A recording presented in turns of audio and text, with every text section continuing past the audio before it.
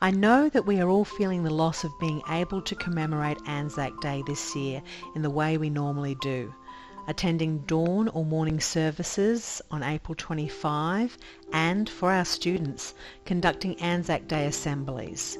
In response to this, I have asked my father, retired Squadron Leader Ronald James Amos of the Royal Australian Air Force, to share the ANZAC Day story with you via video.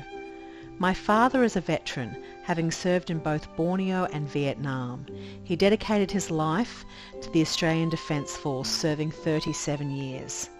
Born the son of a Queensland fettler, Dad was a baby of the Great Depression, struck down at the age of 4 with poliomyelitis. He was removed from his family and placed in an infectious disease ward at this young age. As a result, Dad is no stranger to lockdown as a result of an infectious disease.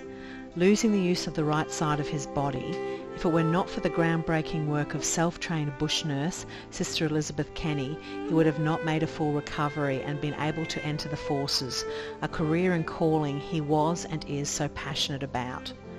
I'm very proud of the way my father has overcome adversity on many levels to carve out an outstanding life of service, raise 3 children and join 2 beautiful granddaughters.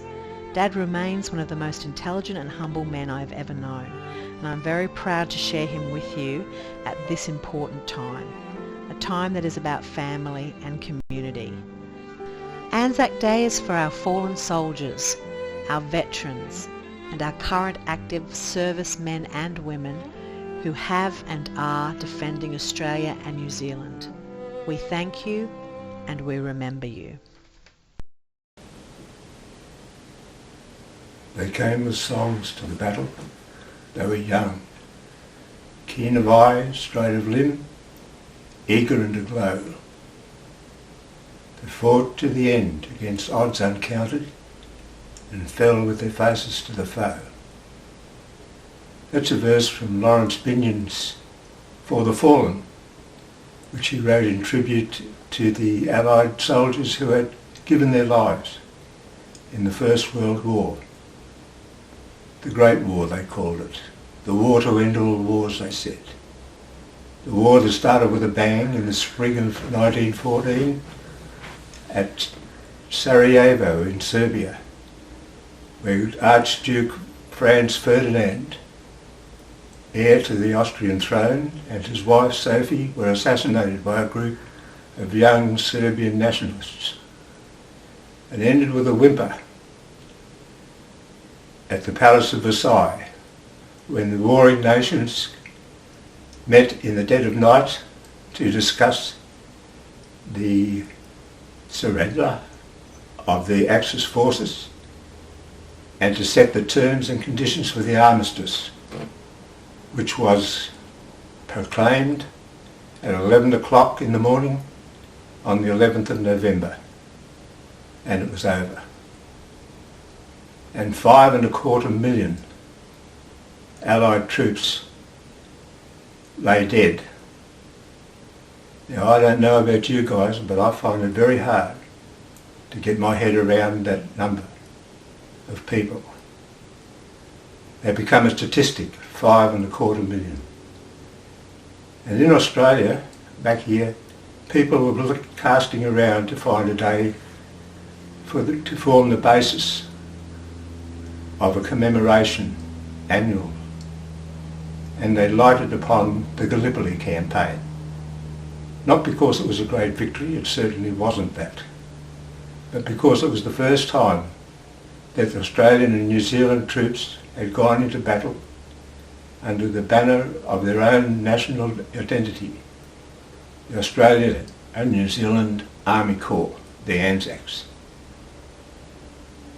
Now, I was reading a book about the Gallipoli campaign a long time ago, and I can't remember what the book was, but one story in it captured my attention and has held it for over 70 years. It's the story of a young Australian lieutenant who led his platoon on an intended assault up the hill to the enemy emplacements which had been reported dug in at the top of the ridge above ANZAC Cove. They set off and travelled without incident until Murphy's Law cut in. Just over halfway towards their objective, they were caught in a narrow ravine, and the machine guns, which had moved down during the night, caught them in a crossfire, deadly crossfire, and the entire platoon was annihilated. And I can see these men, these 33 men, lying where they fell on the floor of that ravine, cut off in their prime. And I feel I know them. I can see that I know the young lieutenant, the cow farmers, the athletes, the students and the teachers, all lying there in dignity and with honour. And I feel pride and sorrow and gratitude for the sacrifice that they have made.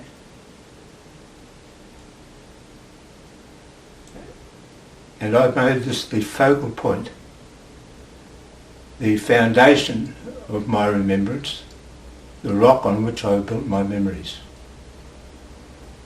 And in my quiet times, I can mentally drop this rock into the still waters in my mind, and the ripples will radiate out until they include the mud-filled, rat-infested trenches of the Somme, of Poitiers and Ypres, to the glow-stained fields and woods around Villiers-Bretonneux. They take me to the Second World War, and I see the retreat from Dunkirk, the Battle of Britain, and the landings, the D-Day landings on the beaches of Normandy. I see the cauldron that was the Mediterranean Sea, and North Africa with El Alamein, and Tobruk, where the Australian 9th Division dug their rat holes in the sand and staunchly resisted the advance of Rommel's panzer divisions. They take me east to the steamy jungles of Burma, Malaya and Borneo, and across to New Guinea, where our troops battled north along the Dakota Trail, beset by heavy monsoon rains and clouds of malaria-bearing mosquitoes and unseen snipers on their way to Ley, and out into the Pacific Ocean to the great sea battles at Midway and the Coral Sea, and north to the maybe necessary but certainly morally disturbing events at Hiroshima and Nagasaki, which ended World War II. You would think that people would have been so sick of war that they didn't want any more of it, but we went almost seamlessly into Korea, into Vietnam, with the Battle of Long Tan, where the elements of the 3rd Battalion, Royal Australian Regiment, fought against odds, overwhelming odds, and won the day. And we were presented now to the obscenity in the Middle East with Afghanistan, Syria and Iraq. And so on ANZAC Day, normally we would gather together for the morning, the dawn services, the street marches and the memorials.